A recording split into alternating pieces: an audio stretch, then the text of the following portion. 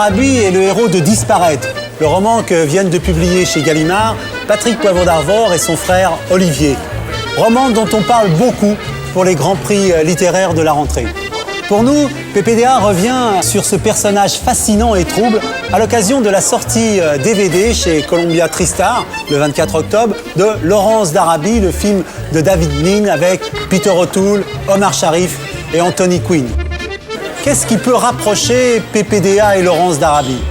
Peut-être ce dilemme entre la souffrance d'être trop exposé dans la lumière et l'attirance pour le secret. Savez-vous à quoi rêvait Laurence d'Arabie ? Être gardien de phare.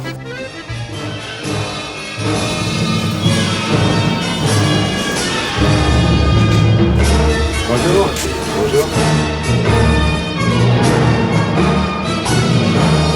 Ce film, je crois, a beaucoup marqué les esprits. Et je crois qu'aujourd'hui encore, quand les gens disent Laurence d'Arabie, immédiatement, la musique. Et la musique, c'est le papa de Jean-Michel Jarre, c'est Maurice Jarre.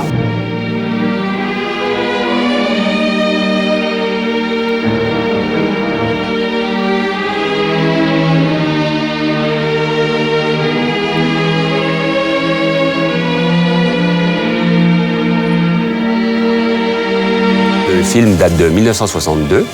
Il a été 7 fois oscarisé, réalisé par David Lean, qui venait de réussir Le pont de la rivière Kwai. Il est allé trouver un jeune débutant qui s'appelait Peter O'Toole, qui n'était pas connu. Il y a également Alec Guinness, Anthony Quinn, qui joue un rôle assez étonnant, et puis un petit jeune qui démarrait et qui est encore dans le circuit, qui s'appelle Omar Sharif.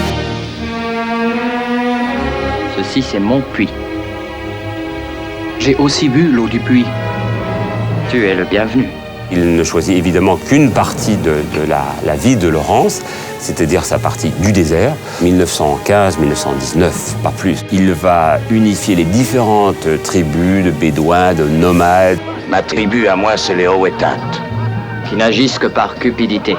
qui n'agissent que selon le plaisir d'Aouda. Et je vois que le plaisir d'Aouda est de servir les Turcs. Servir? Moi, servir? Il va donc essayer de leur donner un petit peu de ciment commun. Aussi longtemps que les Arabes se battront tribu contre tribu, ils ne seront qu'un peuple mineur et affaibli. Un peuple absurde. Il va leur faire comprendre que l'ennemi commun, c'est l'Ottoman, c'est-à-dire le Turc. Et donc, les Ottomans vont être boutés dehors grâce à l'unification de cette révolte arabe et grâce à l'action de Laurence d'Arabie.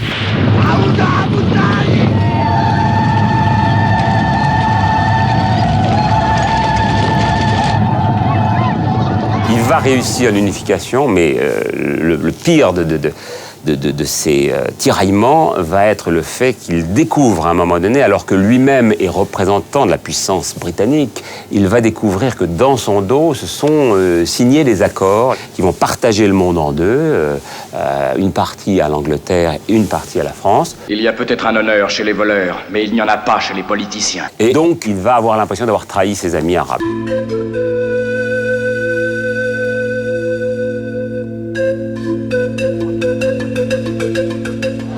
Commandant Laurence!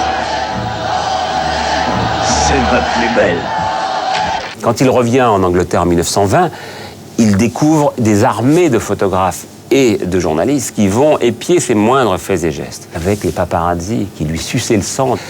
Il dit « J'ai horreur qu'on puisse connaître mon goût d'être connu ». Il reconnaît cette ambiguïté. L'extrême notoriété, l'extrême lumière brûle, bien sûr. Il y a une ambiguïté absolue sur Laurence quant à sa sexualité. Beaucoup de gens l'attirent à eux, les homosexuels disent qu'il était homosexuel, les hétéros disent qu'il était hétéro, etc. Moi, je pense que cet homme n'a jamais fait l'amour de sa vie, il n'a jamais touché ni un homme ni une femme.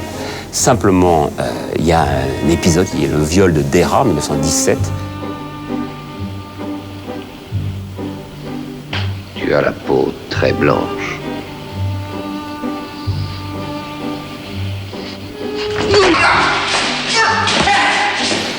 Mais il y a des historiens pour vous dire que ce viol, donc par des soldats ottomans, ce viol aurait peut-être été inventé par lui pour se fustiger encore davantage, pour s'excuser encore davantage. Bon, je ne sais pas, mais l'homme était tellement compliqué, tellement complexe, qu'avec lui tout est possible.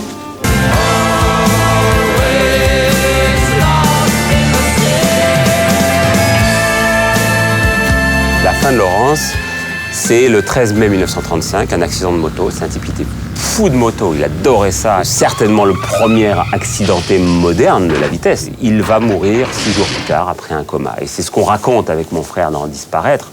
Ce qui est formidable dans cette espèce d'attirance qu'on a eue pour Laurence, évidemment, il y a eu le personnage qui est tellement compliqué, ambigu.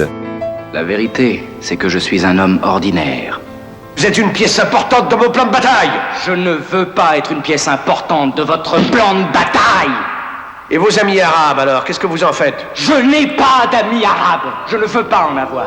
Mais il y a aussi le fait de cette étendue commune, je dirais commune à notre inspiration, c'est-à-dire la mer, mais aussi le désert. La mer et le désert, ça se ressemble beaucoup. D'abord, les éléments sont toujours plus forts que nous.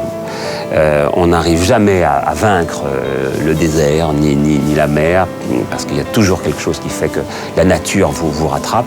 Il y a dans le film un passage où il y a des sables mouvants. Et où un de ses meilleurs compagnons qui l'a accompagné va mourir dans les sables mouvants.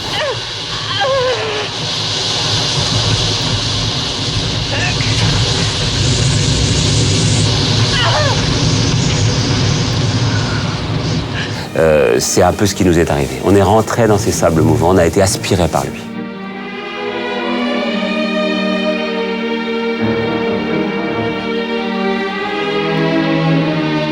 Les rêveurs du jour sont des hommes dangereux, car ils peuvent vivre leurs rêves les yeux ouverts pour le rendre possible. C'est-à-dire c'est un homme qui s'était imposé des barrières toujours plus haut, toujours plus haut, toujours plus haut. J'aime les gens qui vont jusqu'au bout de leurs rêves.